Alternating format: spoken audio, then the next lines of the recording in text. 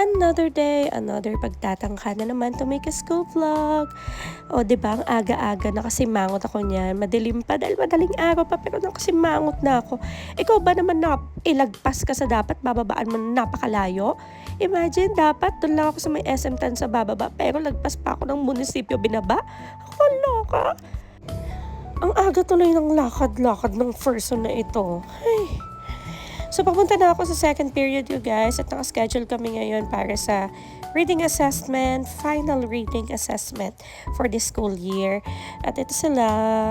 So far, sana makapasa silang lahat. So, tara na. Third period na tayo. Tada! Habang may nagre-report, may nagre-reading assessment. Gusto mo yan? So, tara. Babalik na tayo sa classroom. Sa classroom? Sa faculty talaga. Sorry na. Oh. So, print tayo kasi yung mga bata, sinabi nang huwag sisilipin, sinisilip pa. Diyos ko po. So, magpiprint na lang ako ng separate. Yung hindi na nila kailangan silip-silipin pa. Kaloka tong mga to.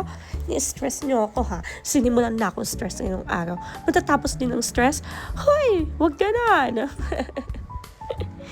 Ayan ang mga reading materials. By the way, thank you, Bella, for this pahabol Valentine's gift.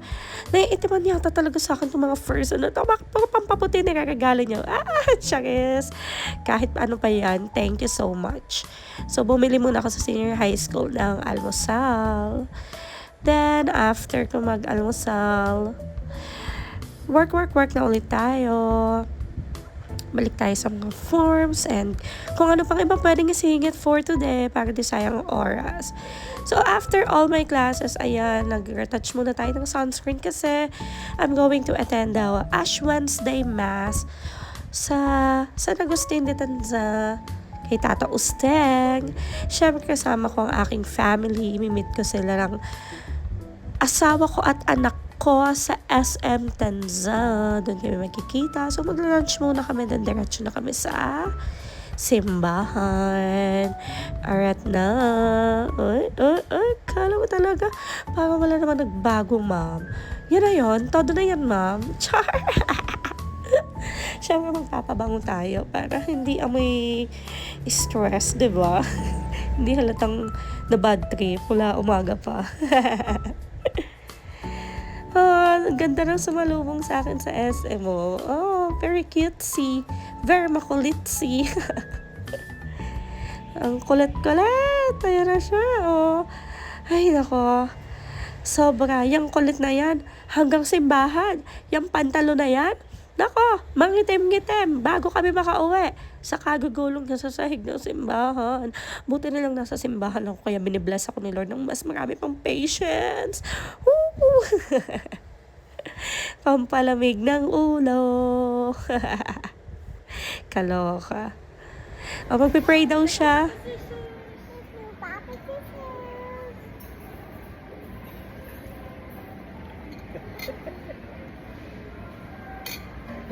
Papa Jesus. I love you, Papa Jesus. So, after namin mag-lunch sa SM, dumiretso na kami sa simbahan. And after simbahan, balik sa SM. Kasi doon naman kami nasasakay. So, bago kami umuwi, ayan, nag-sandbox pa itong si Gem na Ishtar. At syempre, kailangan ng adult na magbabantay. Wala namang medyas ng papa niya. So, ako muna ulit ang sumama.